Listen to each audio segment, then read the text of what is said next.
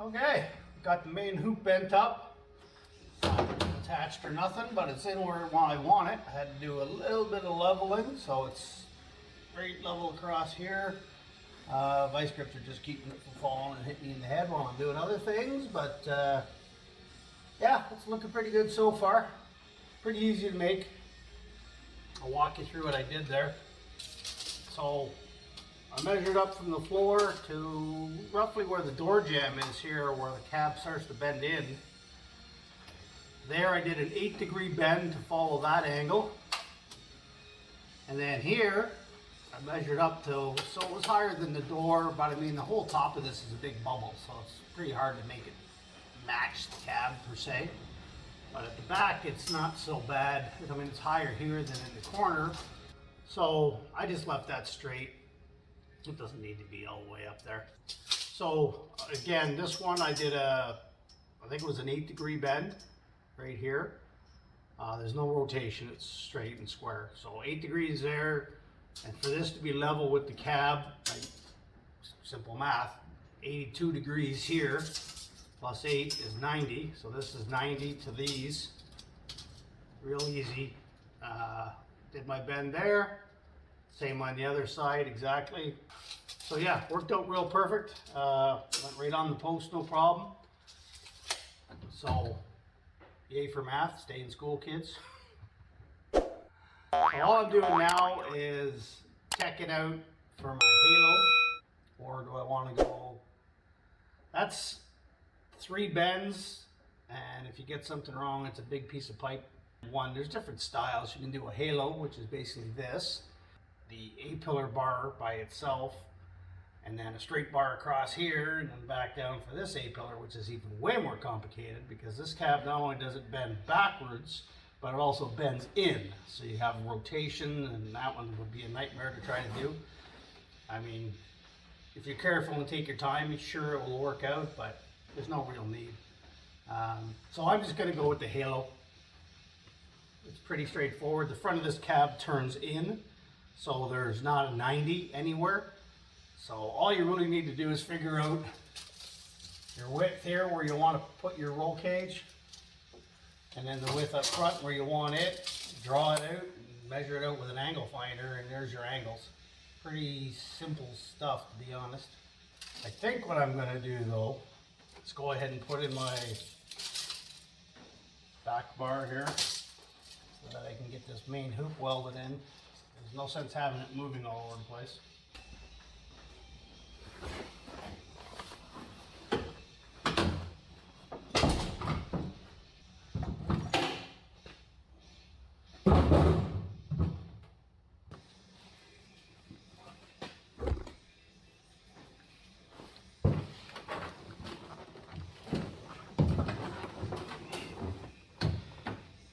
So just marking in the seat here, you know, approximate height so that I know where the harnesses will go.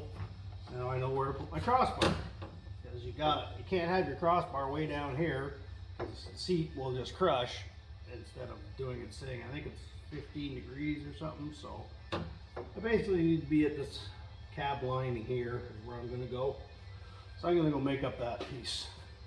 That would be a pretty redneck seat bracket. I should keep that. That's awesome. But it lets me know roughly what kind of height I want. I think the back needs to come down a little bit, but 51 should do it. Let's go cut us a piece.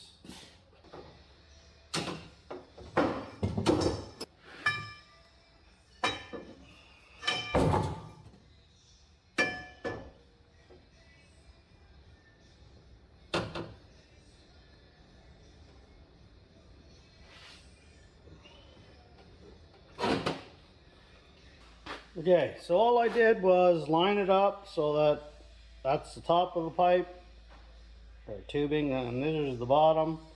I made a center line. If I can notch that and notch that, clear through on those angles, we should be pretty darn close. So let's see how that fish mouth went.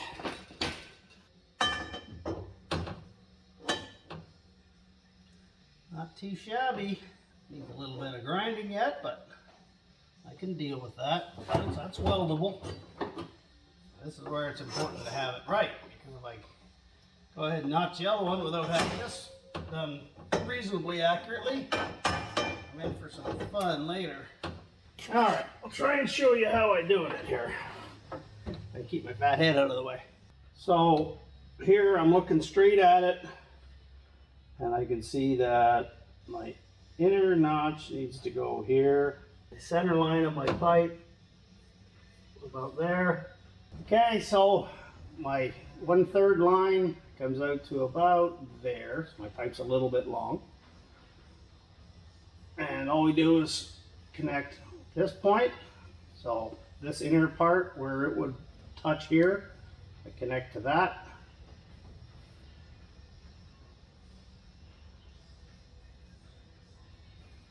Like so. Do the same at the bottom. That should get me a pretty decent notch.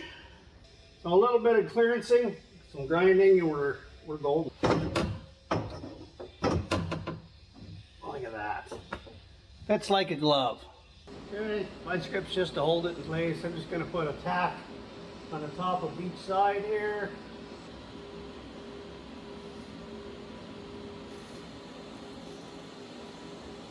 Cross piece is tacked in. I'm going to pull this hole out and weld the whole thing. Hopefully it won't heat warp too much.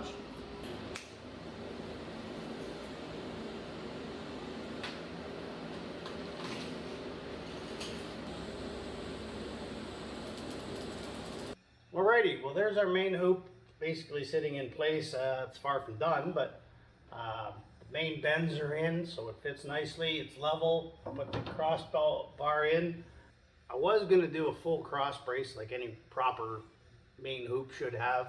This is more to increase the safety that this vehicle doesn't have, because it wasn't made with seat belts and it doesn't have airbags, and it's definitely not crash rated. If you ever watch any of them old YouTube videos of crash testing old cars versus new, you'll see what I'm talking about. This is, accidents happen, whether it's your fault or somebody else's, they do happen. Obviously the structure is far superior to what the 1950 Mercury pickup had, and 72 years of rust and rot hasn't helped it. So a lot safer already. I'm far from done. Again, we're just going to do a basic halo, and then the bars from the bottom, one quick bend just up here around the dash, because it's fairly straight here till you get past the dashboard. And then obviously the windshield kicks back and the A-pillar kicks in.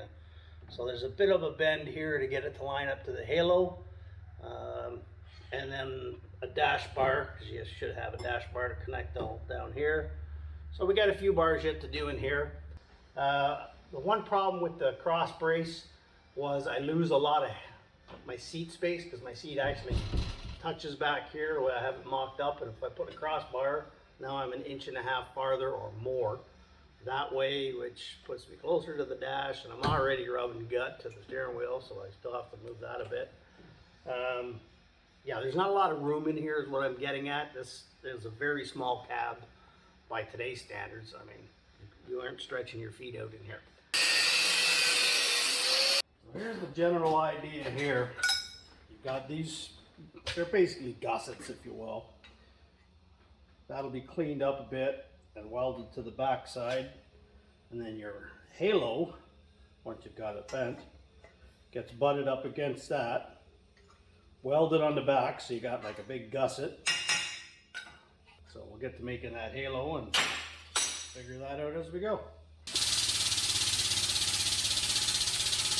Got my first 86-degree bend done in the halo.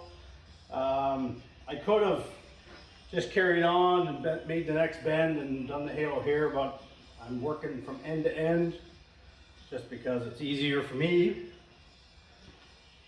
I drew a center line down the entire tubing so that I would know the rotation, and you'll see why, because if I bend that the way it is, this is going to be off. This needs to be perfectly level with the machine. Otherwise, I end up with rotation, which I don't want. I want square. I'm not planning on putting this on wheels. That's why it's kind of, well, as you can see, 1.8, 1.4. So I got the old digital hoo-ha there, but last step is to trust the micrometer.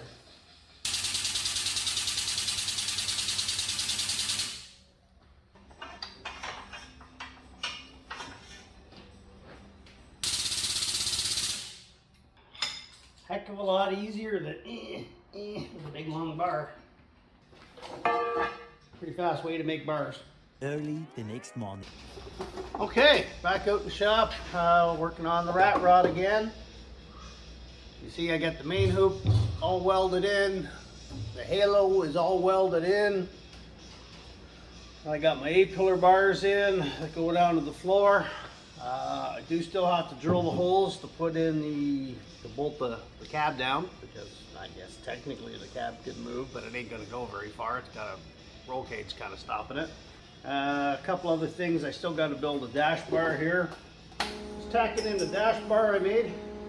Broke my MIG welder yesterday, it died. Had that for like 20 years, so waiting on another MIG.